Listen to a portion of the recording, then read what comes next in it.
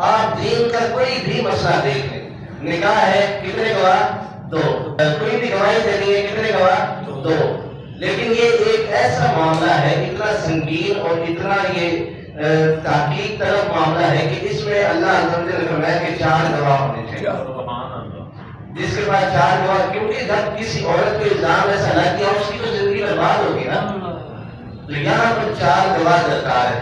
اللہ عز و جل نے فرمایا الزانیۃ والزانی فاجلدوا کل واحد منہما 100 جلدہ، کہ جو زانی مرد اور زانیہ عورت جو زنا کر بیٹھے، فجلدوا تو ان کو لگاؤ، ان کو مارو، کل واحد ان میں سے ہر ایک کو 100 جلدہ 100 کوڑے، اور یہ 100 کوڑے یہ 100 سال قید کے برابر ہے۔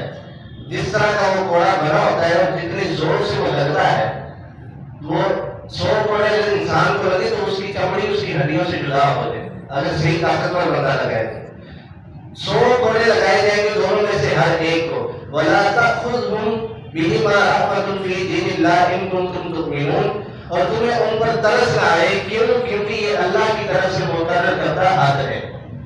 جو لوگ کہتے ہیں نا کہ دین میں ایسی چور کا ہاتھ کاٹ دیا سیدھا، یہ کیسی سزا ہے، اتنا ظلم؟ بھائی یہ ظلم نہیں ہے، جو اس نے غلطی کی ہے وہ بڑی ہے۔ اللہ کے نزدیک جو وہ گناہ کر رہا ہے کیونکہ وہ گناہ بڑا ہے۔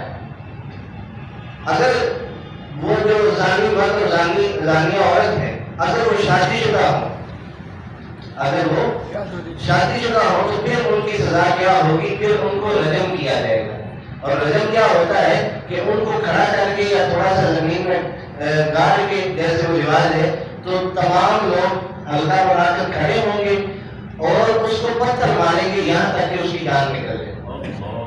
یہ اللہ کی طرف سے سزا ہے۔ اور جو بندہ حدود اللہ کو اپنے اوپر لاگو کروا کر اپنا گناہ اس وقت مٹوا دے تو پھر اس کے بارے میں زبان نہ کھولو۔ یہ بھی اللہ نے اخلاقیات میں سکھا دی کہ جو اللہ کی حدود قائم کرنے میں حدود ہے ان سے ایک مرتبہ گزر جائے، اپنے گناہ کی سزا پا لے، تو پھر اس کے اس گناہ کا ذکر بھی نہ کرو۔